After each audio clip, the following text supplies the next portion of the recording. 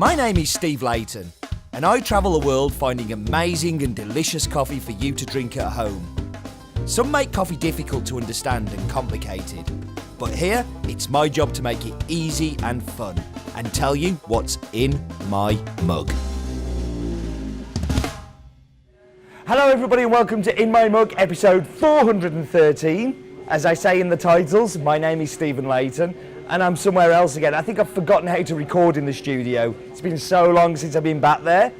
Maybe next week I'll be in Spain, so maybe I'll record it there then. But anyway, this week's coffee comes from Guatemala. An old favourite, a coffee that we've had for a very long time. I think the first time I had it was 2007. It's owned by the Flores brothers and it's called El Bosque. It's the Bourbon washed varietal from there. And it's in the Amatitlan region of Guatemala. I've told you this story many times before, but the mill is built behind a petrol station that is on the busiest road you've ever seen. And the farm, it's been encroached upon by development and the houses from Guatemala City slowly moving backwards and backwards into the countryside. And the farm's really been at danger. They've also had a massive leaf rust problem on the farm. But they've been managing it and managed to do okay with it. We bought every coffee bean from the farm. So they have a Bourbon, which is this one. And then in the past, they've had a Bourbon Caturra, which we haven't got this year. And it's a real sign of the problems in the coffee industry, not just in Guatemala, but in the whole world. What's happened is the brothers have been having decreasing yields and have been losing more and more interest in the farm the more that they do it, because there's no motivation. The money that they're making is going down and down and down. And I'm really scared that this could be the last year that we see El Bosque, which would be super, super sad. To give you an idea of what the urbanisation of the farm is starting to look like, let's go and look at this week's map bit.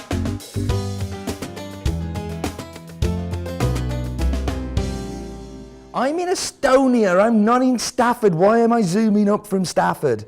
But I'm going across the Atlantic and we're going down to Guatemala, the fantastic country of Guatemala.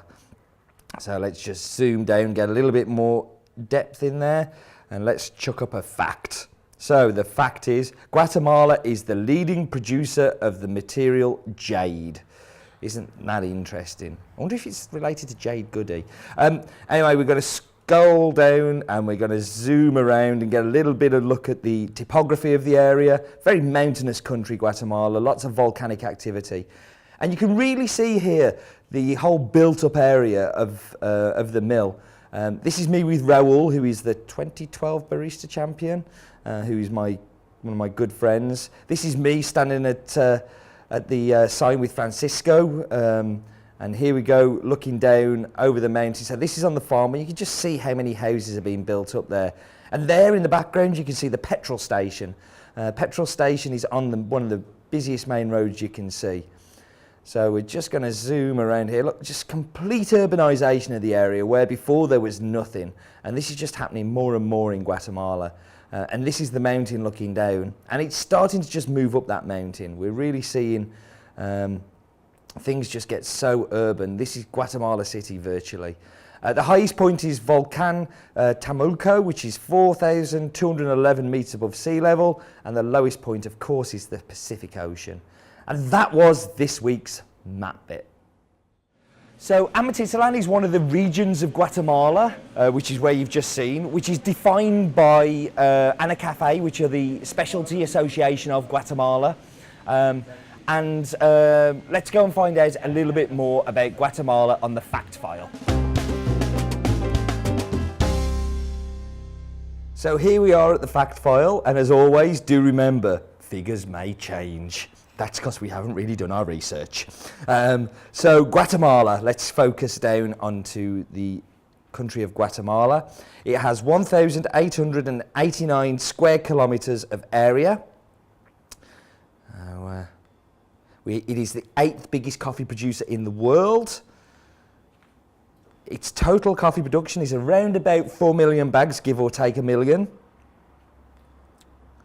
And common varietals, well, you're going to find lots here, but Bourbon, Caturra, Typica. You're also going to find some Pacamaras that have snuck across from El Salvador. Coffee grown between 500 and 5,000 metres above sea level, but coffee won't grow above 2,100, so I don't know why I've said that. And 10 has-been farms in Guatemala. So, Finca El Bosque, owned by the Flores family. It's a red Bourbon, grown at 1,400 to 1,645 metres above sea level, in the region of Amatitlan, in the municipality of Villa Carnes.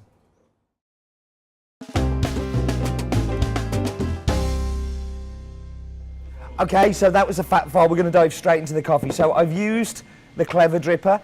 Nothing clever about the Clever Dripper. And I've just decanted it into this horrible big jug because it's all I could find. Have I explained where I am yet to you? I don't think I have. I'm in Estonia at the Roasters Guild. It's the first ever Roasters Guild where roasters from all over Europe have come together to geek out about roasting. And I've been doing the Tamper Tantrum stuff that I've told you guys about before. Standing at the front here and doing the things. But let's get into the coffee. So the thing about El Bosque that's always been there is it's super sweet. But the sweetness has changed a little bit this year. Before it's been like chocolatey, kind of like, I don't know, just like chocolatey smooth. This has changed into more of like a white sugar kind of biscuit sweetness. And this comes through in the espresso as well. I'm only doing brewed today because there's no way I'm going to get the espresso machines dirty again and get shouted at. The one thing that is there from last year is the green apple. It has a beautiful green apple acidity, like a malic-like acidity. It's an amazing coffee from an amazing farm. This coffee was used by the 2008 World Barista Champion in his performance. It's got a great history. And it's so sad to see that the farm is in so much trouble. I'm praying and hoping that we do see it again, but it could be that this is the last year. So it'd be really sad if it does disappear. But while we've got it, let's enjoy it. Thank you very much for joining me, as always. And do remember, life is too short for bad coffee.